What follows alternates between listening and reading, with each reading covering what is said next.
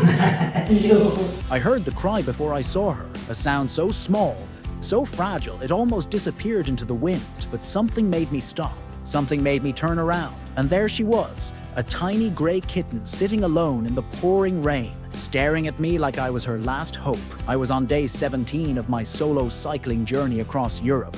The rain had been relentless for hours. I just wanted to find shelter and get warm. But then I heard that meow. Weak, desperate, cutting through the sound of raindrops. I slammed on my brakes and looked back. She was sitting on the roadside, completely drenched, her fur plastered to her tiny body. No mother cat nearby, no siblings, no shelter, just emptiness stretching in every direction. Cars were speeding past, splashing water everywhere, and she didn't even flinch. She just sat there, looking at me with enormous eyes, waiting. My first thought was logical. I can't take a kitten on a bike trip. I have no supplies, no carrier. I'm traveling through 5 countries. This is impossible. But then she meowed again, softer this time, and I knew I couldn't leave her. I got off my bike, walked over, and the moment I knelt down, she stumbled toward me on shaky legs. She was freezing. I could feel her tiny heart beating frantically against my palm. I unzipped my jacket and tucked her inside against my chest. She immediately stopped shaking and started purring. That sound, that tiny vibration of trust,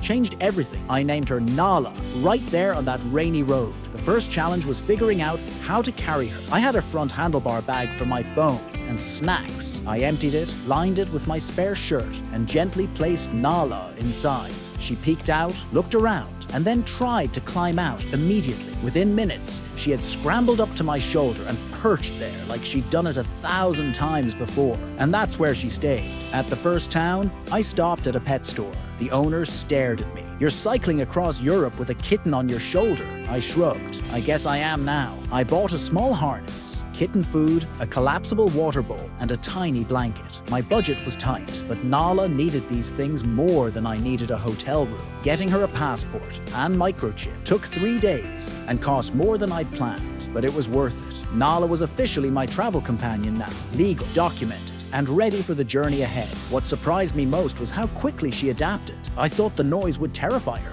The traffic, the crowds, the constant movement. But Nala acted like she'd been born for this. She'd sit on my shoulder as I cycled through busy city streets, completely calm, watching everything with curious eyes. Pedestrians would stop and stare. Children would point and laugh. "Look, a cat on a bicycle." We developed routines. Every morning I'd say, "Ready to go, Nala," and she'd jump onto the handlebars, waiting for me to start pedaling. At night, she'd curl up in my sleeping bag, purring against my side, keeping me warm. But it wasn't always easy. The worst day came 3 weeks into our journey. Nala stopped eating. She became lethargic, wouldn't play, just lay in the bag looking miserable. I panicked completely. By some miracle, we were near a small town, and right across from where I'd stopped, there was a veterinary clinic. I rushed inside, Nala wrapped in my jacket.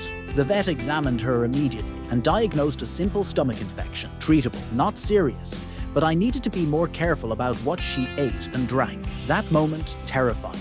I realized how vulnerable she was, how much responsibility I'd taken on, but it also showed me how much she meant to me. She wasn't just a kitten I'd rescued. She was family. After that, I became obsessive about her care. I made sure she always had clean water. I checked her health every single day. The journey changed after that. I stopped caring about distance or speed or reaching destinations on schedule. What mattered was that Nala was happy and healthy. We'd take long breaks in parks where she could run around safely. She reminded me what traveling was really about. Not checking off places on a list, but experiencing life fully, being present in each moment. Recently, I upgraded my bike with new wheels. I showed them to Nala, half joking, asking what she thought.